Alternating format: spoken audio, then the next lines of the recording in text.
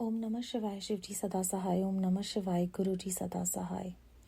रुद्र संहिता के सती खंड के 32वें अध्याय का श्रवण करेंगे।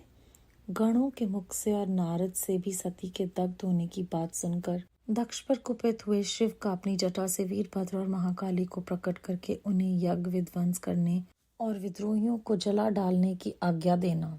ब्रह्मा जी कहते हैं, नारद, वह आकाशवाणी सुनकर सब देवता आदि भयभीत तथा विस्मित हो गए। उनके मुख से कोई बात नहीं निकली। वे इस तरह खड़े या बैठे रह गए मानो उन पर विशेष मोह छा गया हो। भृगु के मंत्र बल से भाग जाने के कारण जो वीर शिवगण नष्ट होने से बच गए थे, वे भगवान शिव की शरण में गए। उन सब ने अमित तेजस्वी भगवान रुद्र को भली भांति सादर प्रणाम करके वहां यज्ञ में जो कुछ हुआ था वह सारी घटना उनसे कह सुनाई।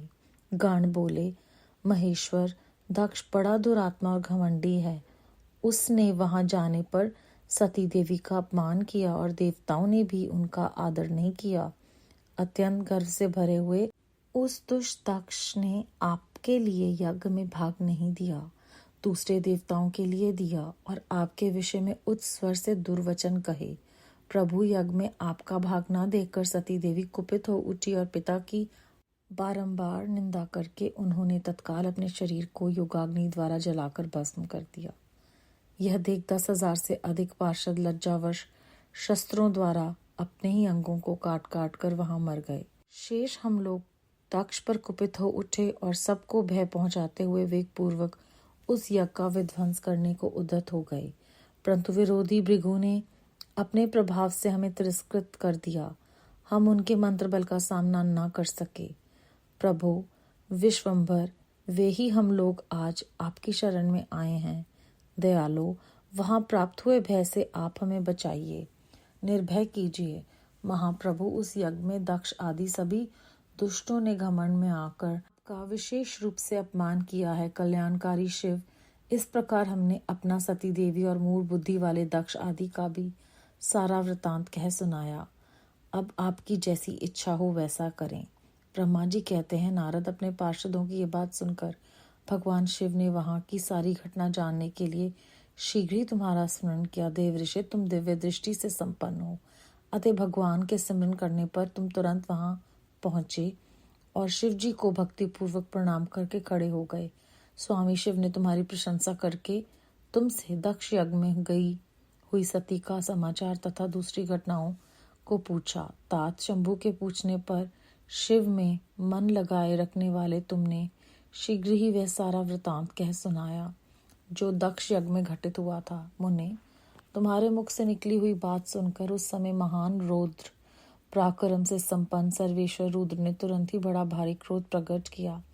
लोक संहारकारी रुद्र ने अपने सिर से एक जटा उखाड़ी और उसे रोषपूर्वक उस पर्वत के ऊपर दे मारा।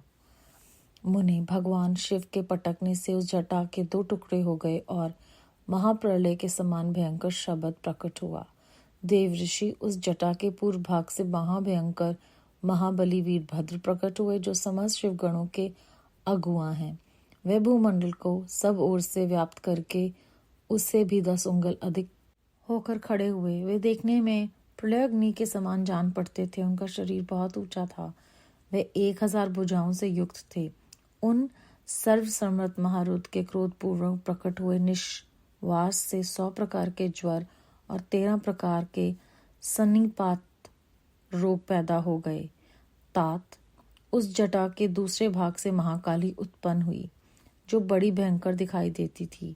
वे करोड़ों भूतों से गिरी हुई थी। जो ज्वर पैदा हुए वे सबके सब शरीरधारी, क्रूर और समस्त लोगों के लिए भयंकर थे। वे अपने तेज से प्रज्वलित हो सब और धा उत्पन्न करते हुए ये प्रतीत होते थे। वीरभद्र बातचीत करने में बड़े कुशल थे। उन्होंने दोनों हाथ जोड़कर परमेश्वर शिव को प्रणाम करके कहा।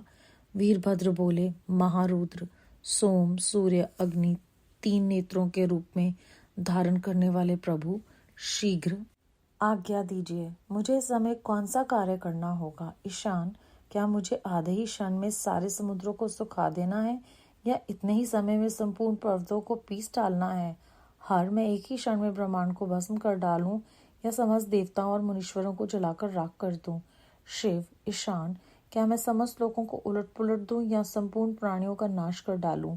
महेश्वर, आपकी कृपा से कहीं कोई भी ऐसा कार्य नहीं जिसे मैं ना कर सकूं। पराक्रम के द्वारा मेरी समानता करने वाला वीर ना पहले कभी हुआ है और ना आगे होगा। शिव, आप किसी तिनके को भी भेज दें तो भी वह बिना किसी यत्न के क्षण भर में बड़े से बड़ा कार्य सिद्ध कर सकता है, इसमें संशय नहीं है। शंभु, यद्यपि आपकी लीला मात्र से सारा कार्य सिद्ध हो जाता है, तथापि जो मुझे भेजा जा रहा है ये मुझ पर आपका अनुग्रह ही है। शंभु, मुझ में भी जो ऐसी शक्ति है वह आपकी कृपा से ही प्राप्त हुई है। शिव, आपकी कृपा के बिना किसी में भी कोई शक्ति नहीं हो सकती। वास्तव में आपकी आज्ञा के बिना कोई तिनके आदि को भी हिलाने में समर्थ नहीं, यह निस्संदेह कहा जा सकता है। महादेव, मैं आपके चरणों में बारंबार प्रणाम करता हूँ। आप अपने अभीष्ट कार्य की सिद्धि के लिए आज मुझे शीघ्र भेजें। शंभो, मेरे दाहिने अंग बारंबार फड़क रहे हैं, इससे सूचित होता है कि मेरी विजय अवश्य होगी, अतः प्रभु मुझे भेजिए। शिव, आज मुझे कोई अभूतपूर्व एवं विशेष हर्ष तथा उत्साह का अनुभव हो रहा है और मेरा चित्त आपके चरण कमल में लगा हुआ है, अतः पग पग पर मेरे लिए शंभु परिणाम का विस्तार होगा। शंभु, आप शुभ के आधार हैं, जिसकी आप में सुदृढ़ भक्ति है उसी को सदा विजय प्राप्त होती है और उसी का दिनों दिन शुभ होता है। ब्रह्मा जी कहते हैं, नारद उसकी यह बात सुनकर सर्वमंगला के पति भगवान शिव बहुत संतुष्ट हुए और वीरभद्र, तुम्हारी जय हो, ऐसा आशीर्वाद देकर वह बोले। महेश्वर ने कहा, मेरे पार्षदों में श्रेष्ठ वीरभद्र, ब्रह्मा जी का पुत्र दक्ष बड़ा दुष्ट है। उस मूर्ख को बड़ा घमंड हो गया है, अतः इन दिनों वह विशेष रूप से मेरा विरोध करने लगा है। दक्ष इस समय एक यज्ञ करने के लिए उदित है। तुम याग परिवार सहित उस यज्ञ को भस्म करके फिर शीघ्र ही मेरे स्थान पर लौट आओ। यदि देवता, गंधर्व, यक्ष अथवा अन्य कोई भी तुम्हारा सामना करने के लिए उदित हो तो उन्हें भी आज ही शीघ्र और सहसा भस्म कर डालना। दधीची की दिलाई हुई मेरी शपथ का उल्लंघन करके जो देवता आदि वहां ठहरे हुए हैं उन्हें तुम निश्चय ही प्रयत्नपूर्वक जलाकर भस्म कर देना।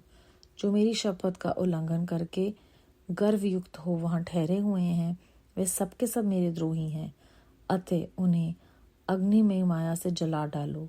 दक्ष की यज्ञशाला में जो अपनी पत्नी और सारभूत उपकरणों के साथ बैठे हों उन सबको जलाकर भस्म कर देने के पश्चात फिर शीघ्र लौट आना।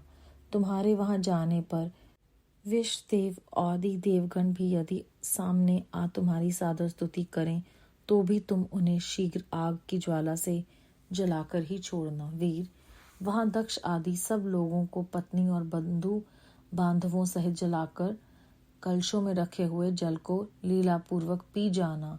ब्रह्मा जी कहते हैं, नारद, जो वैदिक मर्यादा के पालक, काल के भी शत्रु तथा सबके ईश्वर हैं, वह भगवान रुद्र रोष से लाल आंखें किए महावीर वीरभद्र से ऐसा कहकर चुप हो गए। अध्याय 32 समाप्त।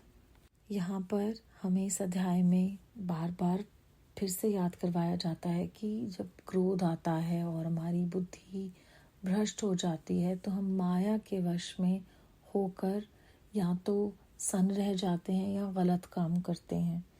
उसके बाद मंत्र का बल कितना ही बलपूर्वक है उसे हमें यहाँ पर गणों के द्वारा इस अध्याय में गुरुजी महाराज समझा रहे हैं।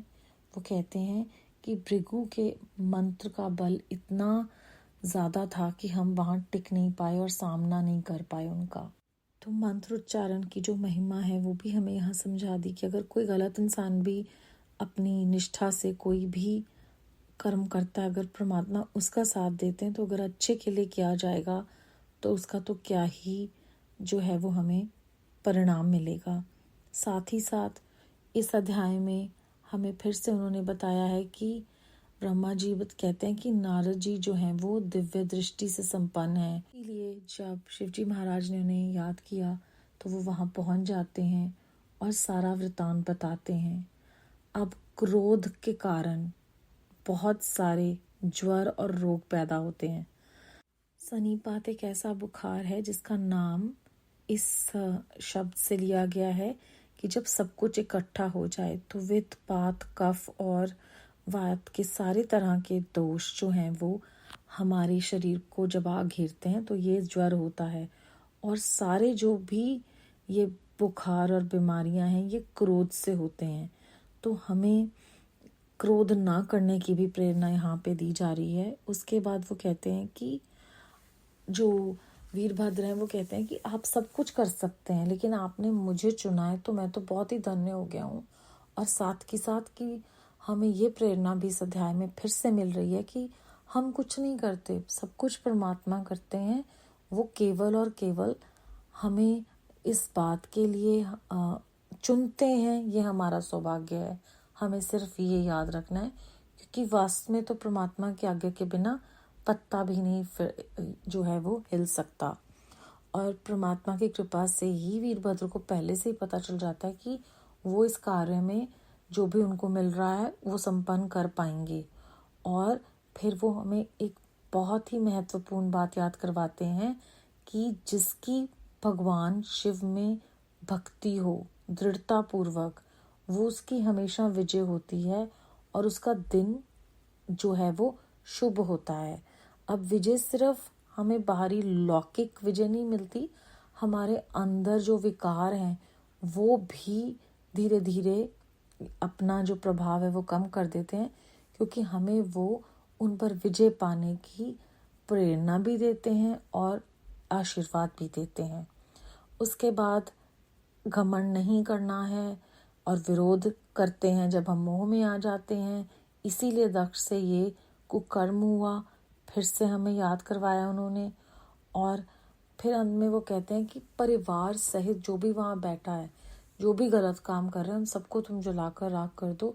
तो हमारे किए हुए अच्छे कर्म अगर हमारी परिवार की आध्यात्मिक यात्रा में आगे बढ़ाते हैं तो हमें यहाँ पर ये भी याद करवाया जा रहा है कि अगर हम जाने अनजाने में कोई कुकर्म करते हैं तो उसका फल भी हमारे परिवार को भुगतना पड़ता है।